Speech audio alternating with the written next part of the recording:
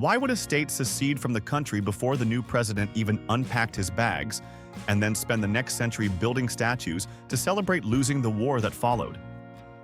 Welcome to 71 Dumbest Things About South Carolina, where the facts are stranger than fiction, like the time a governor vanished for 6 days and told his entire staff he was hiking, but was actually in Argentina, on your tax dollars, alongside laws so unhinged that pinball machines were banned as instruments of the devil, and history so dark it was buried on purpose. Hit subscribe now, because this state has been hiding its report card for 200 years, and we are about to read every single grade out loud. 1. South Carolina seceded before Abraham Lincoln even took his first step inside the White House. And if that is not the political equivalent of flipping a table before the meal is served, nothing is. In December 1860, while Lincoln was still packing his bags in Illinois, South Carolina was already drafting its breakup letter with the Union, trembling with panic, absolutely convinced the sky was falling, and refusing to wait a single day longer to find out if it actually was. 2. The night before Confederate General Beauregard ordered the attack on Fort Sumter, the man was sitting in a fancy Charleston hotel dining room, eating a full celebratory dinner, clinking glasses, and toasting to the war he was about to start like it was somebody's wedding reception. The attack that would launch the deadliest conflict in American history was planned between courses, over champagne, by men in tailored suits who treated the whole thing like a social occasion worth dressing up for. 3. South Carolina's entire economy collapsed like a house of cards the morning after the Civil War ended, and the reason was embarrassingly simple. The whole operation, every plantation, every harvest, every dollar of profit was built entirely on the backs of enslaved people. And when that system was forcibly dismantled, the state had absolutely zero backup plan waiting in the drawer. No contingency, no savings, no alternative industry, nothing. South Carolina had essentially been running a business with stolen labor for generations, and somehow never once asked what happens when the theft stops. 4. South Carolina actually made it a criminal offense to teach black children how to read, which means the state looked at an entire generation of young kids, picked up a pen, and wrote ignorance directly into the law. This was not an accident or an oversight. It was a deliberate, codified, enforced policy that treated literacy as something dangerous enough to criminalize. Officials signed it, courts upheld it, and law enforcement enforced it for decades, making South Carolina one of the few places on Earth where learning the alphabet could land someone in legal trouble. 5. In 1832, South Carolina decided it had the power to simply cancel federal laws it disagreed with, announcing this to the entire country with full confidence and zero legal basis. President Andrew Jackson, a man not exactly famous for staying calm, privately wrote that he wanted to hang the ringleaders for treason, which tells you how the rest of America received this particular announcement. South Carolina had essentially stood up in the middle of a meeting, declared itself above the rules, and was genuinely surprised when everyone else in the room did not applaud. 6. South Carolina passed a law requiring every adult male in the state to own a firearm, which sounds straightforward until you discover the state provided absolutely no funding to help anyone actually go out and buy one. The legislature wrote the mandate, signed the mandate, and then apparently walked away feeling very accomplished, while thousands of residents stood there wondering how exactly they were supposed to comply with a gun ownership requirement from a government that contributed precisely nothing toward making it possible. Truly a masterclass in passing a law and immediately abandoning it. 7. South Carolina's plantation owners rejected a major railroad expansion in the 1800s, and the reason they gave, delivered apparently with straight faces, was that the noise and disruption would disturb the cotton mules. Not economic concerns, not safety worries, not infrastructure costs. The mules. An entire state's transportation future was held hostage by the theoretical emotional comfort of working animals, and the men making this argument were considered serious, influential members of South Carolina society who other people genuinely listened to and respected. 8. When the 1886 Charleston earthquake struck, the most powerful ever recorded on the entire eastern seaboard, and buildings crumbled across the city, South Carolina officials looked at the devastation, looked at their frightened residents, and publicly announced the earthquake had been caused by the moral looseness of the people living there. Not geology, not fault lines, not seismic activity, moral looseness. City leaders essentially told survivors that the earth had shaken because the citizens deserved it, which is a spectacular level of confidence in a theory with absolutely no scientific foundation. 9. After Congressman Preston Brooks walked onto the Senate floor and beat Senator Charles Sumner unconscious with a metal cane, South Carolina's response was to celebrate him like a returning war hero.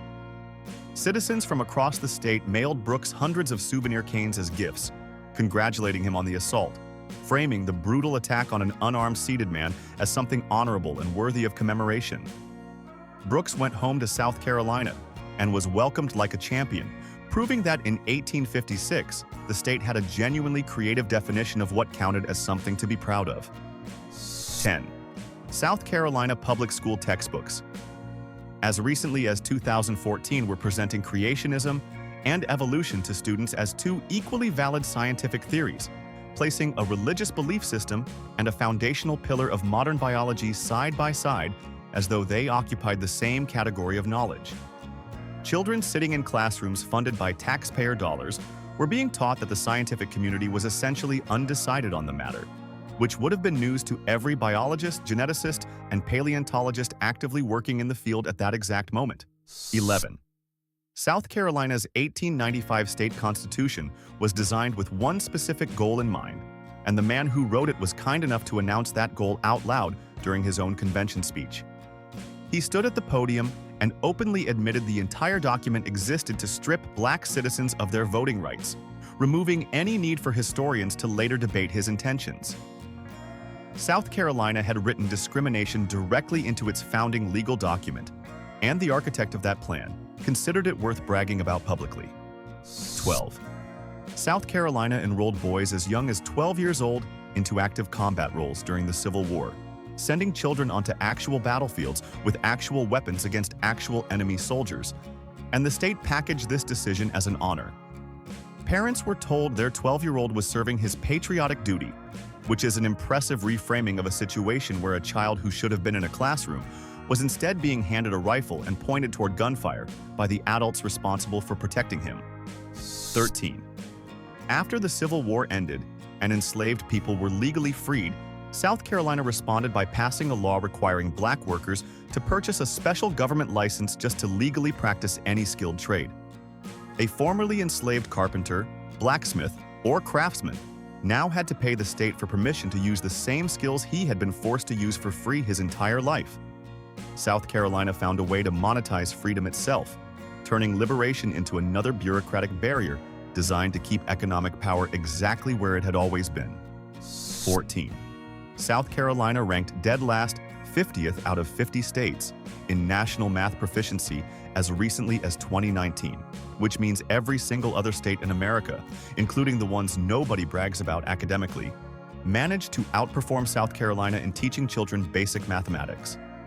This was not a close race where South Carolina nearly made it.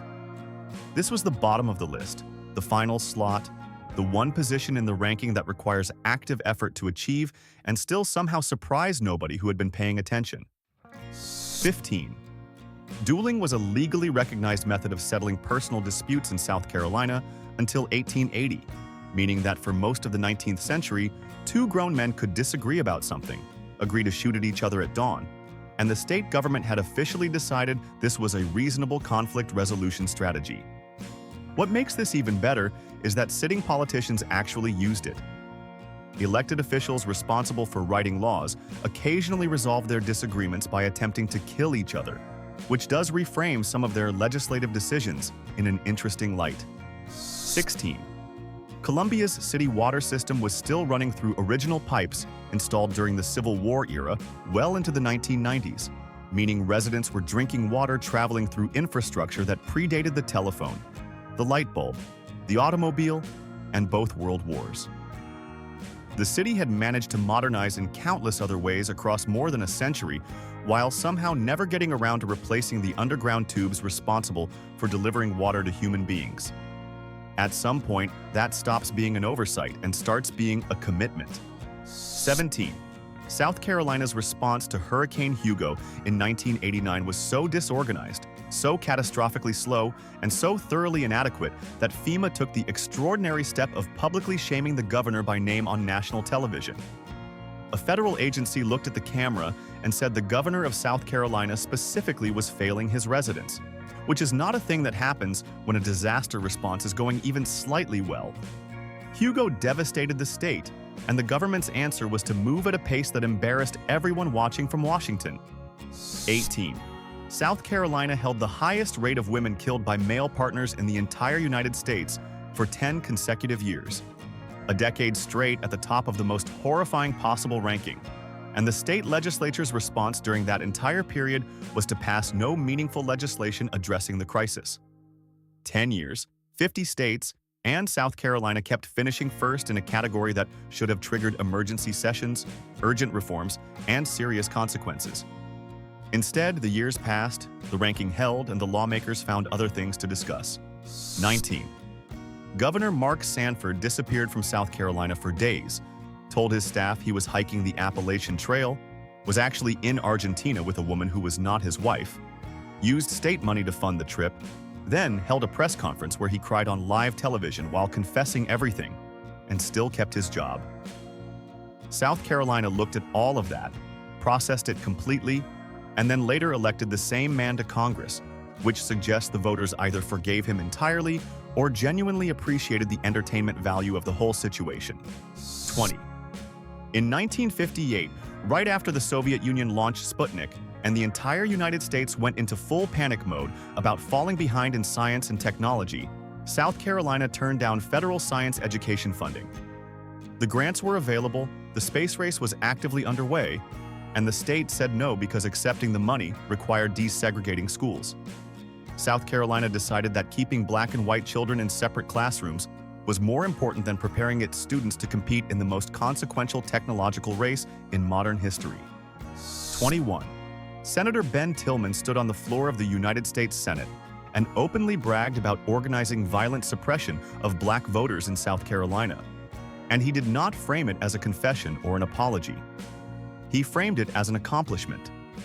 A sitting United States senator in the chamber where American laws are made described coordinating political violence against citizens exercising their constitutional right to vote, and then waited for the applause. The remarkable part is that his colleagues let him finish the speech. 22. The night before Confederate General Beauregard ordered the attack on Fort Sumter, he was not in a war room studying maps or reviewing strategy. He was at a celebratory dinner party in Charleston, surrounded by well-dressed South Carolina society members, eating a full meal, accepting toasts, and being treated like a guest of honor at a formal social occasion.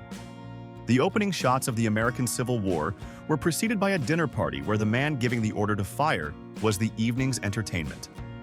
23. In 1992, South Carolina handed BMW hundreds of millions of dollars in tax breaks to convince the company to build a plant in the state. And in that exact same legislative session, the state slashed public school budgets across South Carolina. The same lawmakers who found hundreds of millions for a foreign automobile corporation simultaneously decided there was not enough money to properly fund the classrooms where South Carolina children were sitting. BMW got the incentives and the kids got the cuts, all in the same bill signing season. 24. As recently as 1995, South Carolina was paying its teachers less than Alabama, and Alabama was already one of the lowest teacher pay states in the entire country. That is not a minor distinction. That means South Carolina looked at one of the most underpaid teacher workforces in America and somehow managed to pay its own educators even less, finishing below the state that most other states were already using as the cautionary example of what not to do with public education funding. 25. Selling alcohol on Election Day was illegal in South Carolina until 2014, a law originally passed during Prohibition that somehow survived for nearly a century after Prohibition itself was repealed.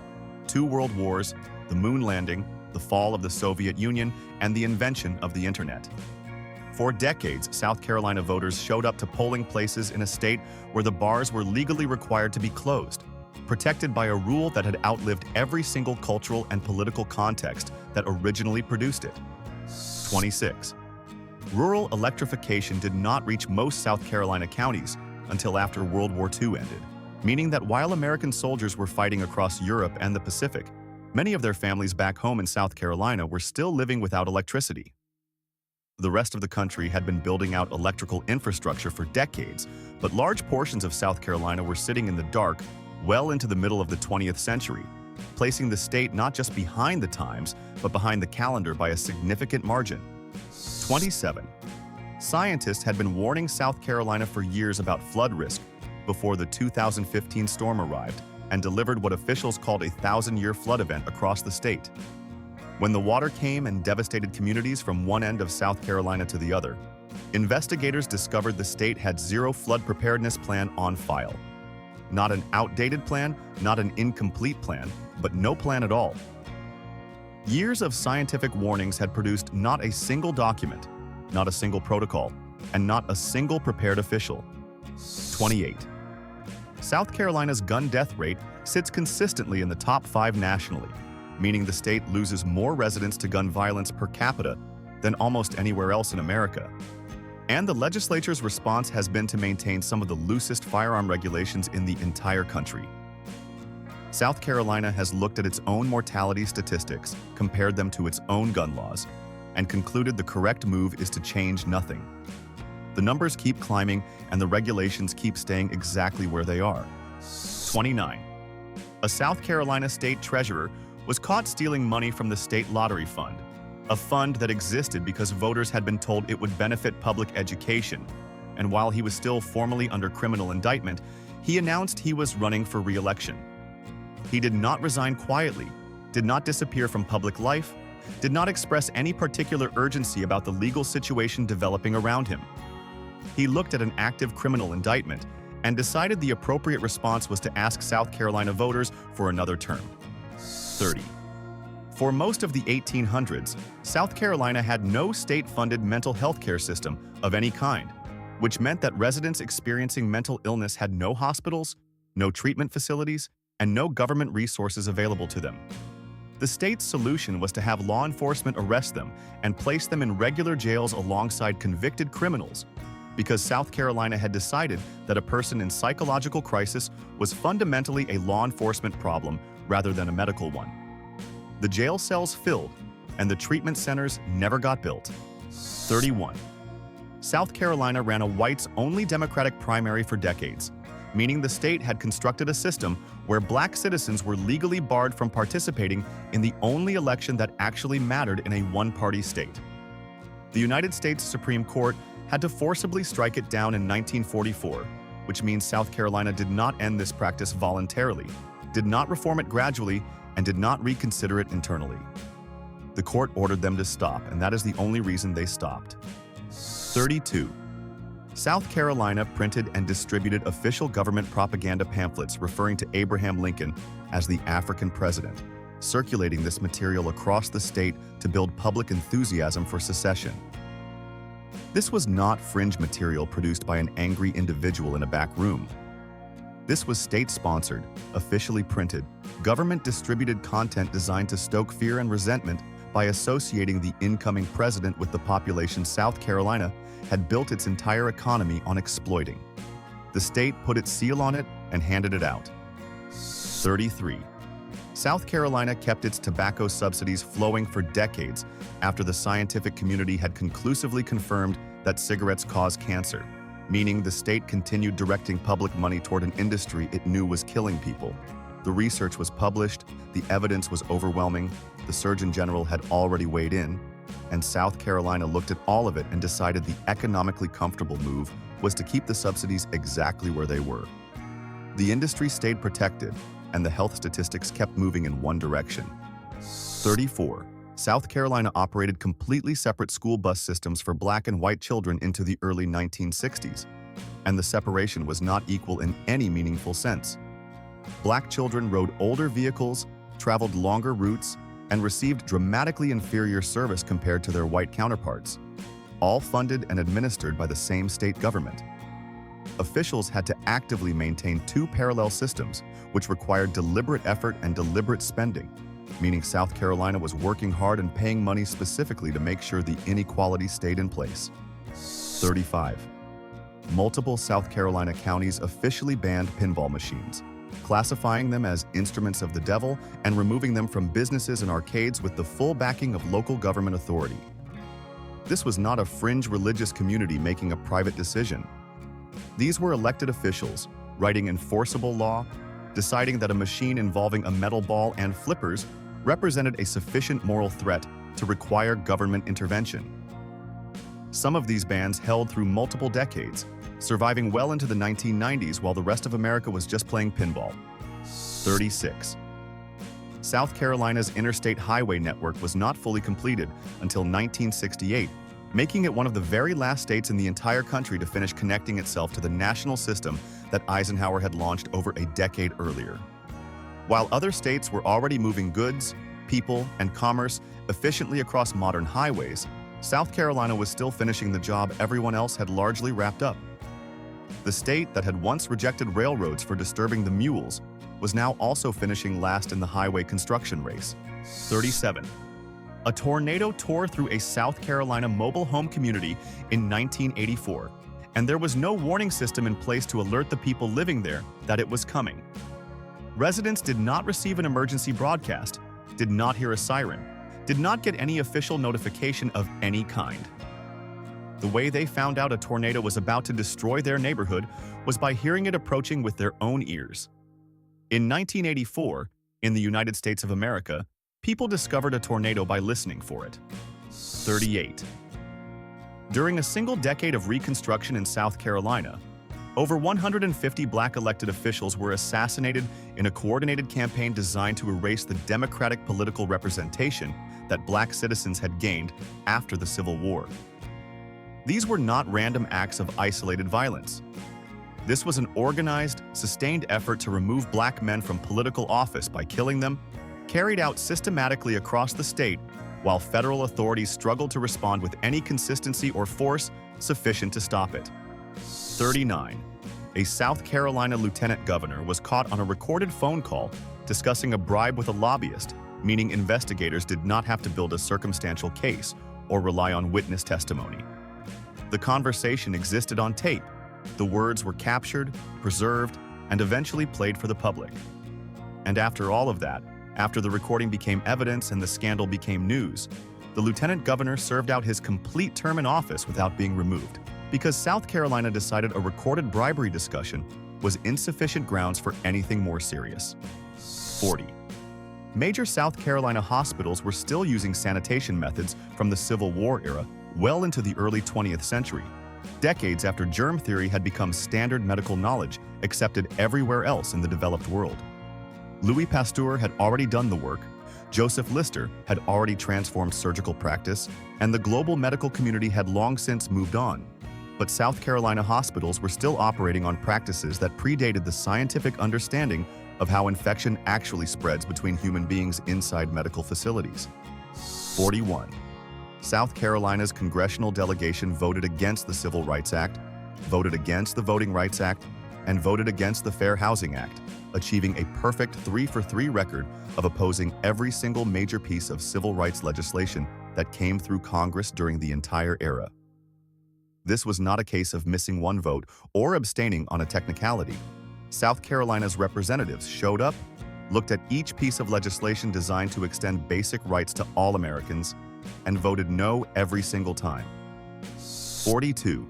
For over a century, South Carolina officials blamed William Sherman and his Union soldiers for looting and burning Columbia during the Civil War, and the story became a foundational piece of state grievance that got passed down through generations of textbooks and dinner table conversations. The problem is that historians eventually established it was South Carolina's own retreating Confederate militia that looted and torched much of the city before Sherman's troops even arrived.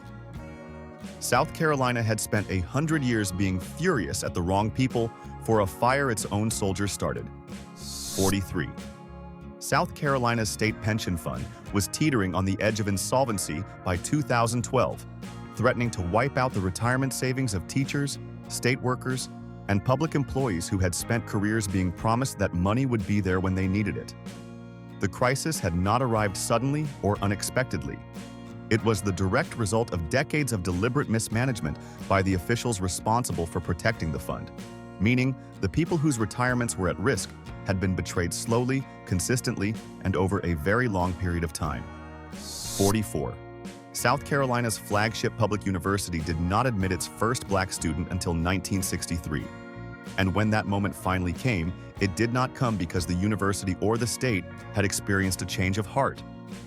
It came because a federal court ordered it to happen, and the sitting governor stood up and publicly objected anyway. The university had been operating for well over a century before it was legally compelled to open its doors to black students.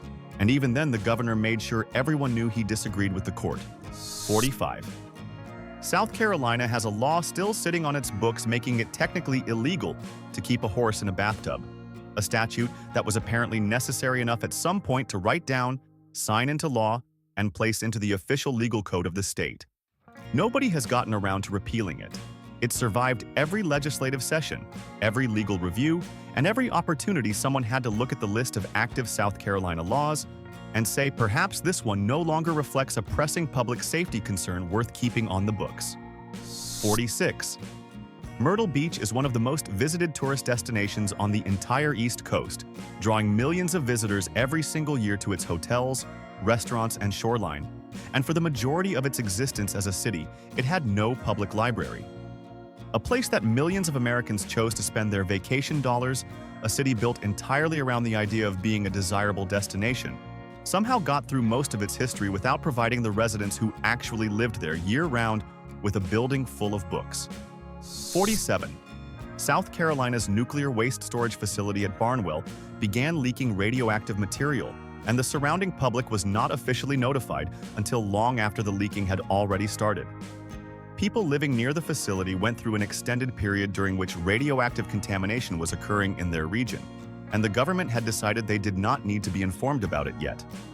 South Carolina managed a situation involving nuclear waste and community safety by choosing silence first and notification as an eventual afterthought once the situation could no longer be managed quietly. 48. After the Civil War, South Carolina developed a convict leasing system where police arrested black men on fabricated minor charges, sometimes for offenses so vague they barely qualified as offenses at all, and then leased those men to plantations as forced laborers. The plantation owners paid the state pocketed the money, and the men did the work under conditions functionally identical to slavery, just with a courtroom in the middle of the process to make the whole arrangement look like something other than what it actually was. 49. A South Carolina mayor was criminally charged for operating an illegal gambling ring out of his own municipal office, meaning he had taken the building where city business was supposed to be conducted and converted it into a venue for criminal activity. And when confronted about this, he told investigators and reporters that his behavior had been caused by job-related stress. The mayor of a South Carolina city had apparently found that the pressures of public office were best managed by running an illegal gambling operation from inside City Hall. 50. South Carolina passed a law requiring teachers to present both sides of climate change in classrooms, instructing educators to treat a scientific field backed by overwhelming global consensus as though it contained a legitimate opposing position worthy of equal classroom time. There is no credible scientific opposition to climate change, which means South Carolina essentially asked its teachers to invent one and present it to children as valid. The law required balance in a situation where the science had already determined there was only one side supported by evidence. 51. South Carolina's Secession Declaration from December 1860 is a document that exists in historical archives and can be read by anyone. And what it says explicitly, in plain language, is that the preservation of slavery was the primary reason the state was leaving the Union. Not states' rights, not tariff disputes, not federal overreach, not any of the alternative explanations that would be offered by South Carolina politicians and textbooks for the next 150 years. The document itself named slavery, and the men who wrote it did not consider that worth hiding. 52. South Carolina Confederate soldiers were so catastrophically undersupplied by their own Confederate government that documented military records show men fighting through winter campaigns with no shoes on their feet. These were not soldiers who had lost their boots in battle or worn them out on a long march. These were men who had been sent into active military service by a government that could not or would not provide them with the most basic piece of equipment a soldier needs to walk. South Carolina had started a war it could not afford to equip. 53. South Carolina's textile mill industry in the early 20th century wrote racial wage discrimination directly into official worker contracts, specifying in legally binding documents that white employees would receive exactly double the wages paid to black employees performing the identical job in the identical facility. This was not an informal arrangement or an unspoken practice. It was typed into contracts, signed by management, and handed to workers as the official terms of their employment, making South Carolina one of the few places that formalized pay discrimination with its own paperwork. 54. State-funded black schools in South Carolina in 1950 commonly had no windows, no functioning heat systems, and no indoor plumbing, while white schools in the same counties operated in properly constructed buildings with basic utilities that most Americans would consider the minimum requirement for a place where children spend their days. This was not the result of budget shortfalls that affected everyone equally. It was the direct and deliberate outcome of a two-tier state funding system that had been maintained and defended by South Carolina officials for generations. 55. South Carolina had a law requiring a government permit to assemble any public gathering of more than 3 people. And for decades, this law was selectively enforced as a tool to break up civil rights meetings while leaving other gatherings completely unbothered. 3 people was the legal threshold for requiring state permission to exist in a group outdoors, and officials deployed that threshold specifically against the communities they most wanted to prevent from organizing, demonstrating that the law had never really been about public safety and had always been about control. 56. Charleston's commercial port was the busiest and most economically significant port in the entire American South, moving enormous volumes of goods and generating substantial wealth for the state, and the roads connecting that port to the rest of South Carolina remained unpaved until the 1950s. The arteries feeding the state's most important economic asset were dirt roads that turned to mud in the rain, and South Carolina had apparently decided that the port could keep generating revenue while the infrastructure surrounding it stayed in the 19th century indefinitely. 57. South Carolina's coastline loses approximately 5 feet of land per year to erosion, a measurable, documented, scientifically verified rate of loss that threatens property, infrastructure, and communities along the entire coast. And the state legislature responded to this ongoing crisis by actively banning scientific studies examining the erosion's impact.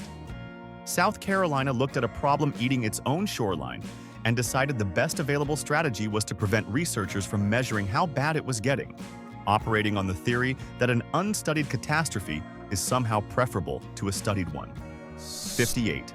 In the 1876 Hamburg Massacre, armed white paramilitary forces attacked and killed black militiamen in broad daylight in front of witnesses, carrying out the violence openly and without apparent concern about legal consequences. And when South Carolina officials reviewed the event, they classified it as legally justified self-defense. The paramilitary forces had initiated the confrontation, outnumbered the militiamen, and killed them publicly. And the state looked at those facts and produced a legal finding that the men who showed up armed and started the violence had actually been defending themselves. 59. A South Carolina Parks Department official spent 11 straight years billing his personal family vacations to the State Beautification Fund, charging the government for trips that had nothing to do with parks, nothing to do with beautification, and nothing to do with any legitimate state purpose. And nobody noticed until a routine audit finally caught it. 11 years of personal vacation expenses submitted as official government spending, approved, processed, and paid out by the state of South Carolina, completely undetected through more than a decade of budget cycles and financial reviews. 60. South Carolina did not establish its first public health department until 1909, which means that for the entire preceding century, the state had been operating without any coordinated government response to disease, contamination, or public health emergencies of any kind. During that same period, tuberculosis was actively killing thousands of South Carolina residents every single year, moving through communities with no organized containment effort, no treatment coordination, and no government infrastructure designed to slow it down because South Carolina had not yet gotten around to deciding that public health was a government responsibility. 61. Strom Thurmond walked onto the United States Senate floor in 1957, opened his mouth, and did not stop talking for 24 hours and 18 minutes straight, setting a filibuster record that still has not been broken and probably never will be, all in service of blocking the Civil Rights Act.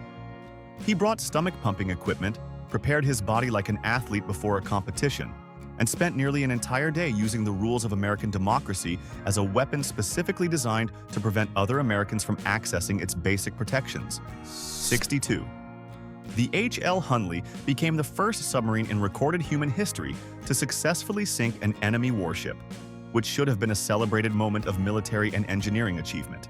Except that immediately after completing its historic mission, the submarine vanished completely into the waters off Charleston and was not found again for 131 years. South Carolina had built something genuinely remarkable, watched it make history, and then lost it entirely for over a century before anyone managed to figure out where it had gone. 63. South Carolina's per capita income ranked 49th out of 50 states as recently as 2005, meaning the state was ahead of only Mississippi in the national earnings comparison, sitting in the second to last position in a ranking that measures how much money residents are actually bringing home. This was not a temporary dip caused by a specific economic event. This was South Carolina's position in the American economy after generations of policy decisions, infrastructure choices, and educational outcomes had compounded into a number that placed it nearly at the very bottom. 64. South Carolina's public school dropout rate exceeded 30% as recently as 2009, meaning that in a state-funded education system, nearly 1 in every 3 students who walked through the front door of a South Carolina high school never walked across a graduation stage. These were not students who moved away or transferred elsewhere.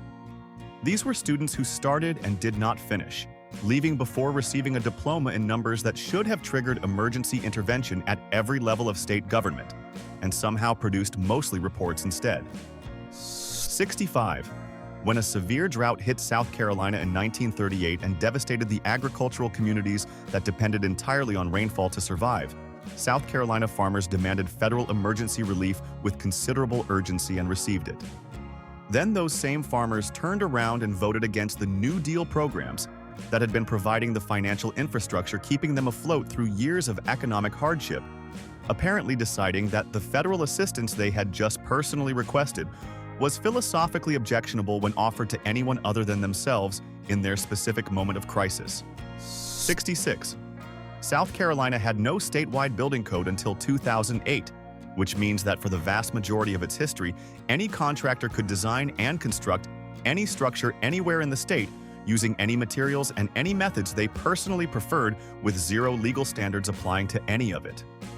Homes, schools, commercial buildings, and public facilities were built across South Carolina for generations, with no enforceable minimum requirements, leaving the people who lived and worked inside those structures entirely dependent on the voluntary competence of whoever happened to be holding the hammer. 67. South Carolina's homicide clearance rate, which measures the percentage of murders that actually result in someone being charged and held accountable, sat below 50% for much of the 2000s, meaning that in South Carolina during that period, more than half of all killers faced absolutely no legal consequences for what they had done. More murders were going unsolved than solved, more perpetrators were walking free than being prosecuted, and the state was essentially operating a justice system where committing a homicide came with better than even odds of never being caught. 68.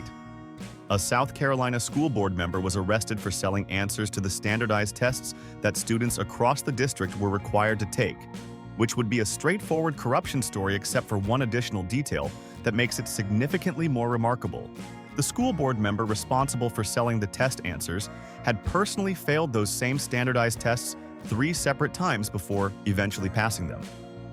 Someone who had struggled repeatedly with the tests was now monetizing access to their answers while sitting on the board overseeing the schools administering them. 69. Most rural South Carolina counties had no access to clean drinking water testing until federal EPA mandates forced the state to implement it in the 1990s, meaning that residents living in those counties had been drinking water from their taps for generations with no government system in place to verify what was actually in it. Entire communities went through multiple decades of daily water consumption without anyone in an official capacity having tested whether that water was safe, because South Carolina had not required anyone to find out. 70. South Carolina was readmitted to the Union in 1868 under military reconstruction after the Civil War, which came with a set of reforms designed to rebuild the state on more equitable foundations. And within less than a decade, South Carolina had systematically dismantled virtually every single one of them. The reforms had barely finished being implemented before the state began rolling them back, removing protections, reversing progress, and returning power to the same structures that had existed before the war, completing one of the most efficient political reversals in American Reconstruction history. 71. South Carolina left the Union in such a frantic, disorganized rush that the state had not bothered to figure out how it was going to fund an actual war before announcing it was starting one. There was no financial plan, no military budget, no supply chain organized, and no realistic accounting of what armed conflict would cost. Within months of secession, South Carolina was sending desperate messages to the Confederate government, begging for money, weapons, ammunition, and shoes, having started a catastrophic war with the confidence of people who had never once asked what it was going to take to finish it. South Carolina seceded before Lincoln was inaugurated, blamed Sherman for a fire its own soldiers started, and once banned pinball machines as instruments of the devil. And somehow this is only 71 things. Drop a comment below telling us which one absolutely broke you, because we genuinely cannot pick just one. If you survived this entire video, you already know what to do. Like, subscribe, and hit that bell, because the Dumbest Things channel is just getting started, and trust us, there are 49 more states to go.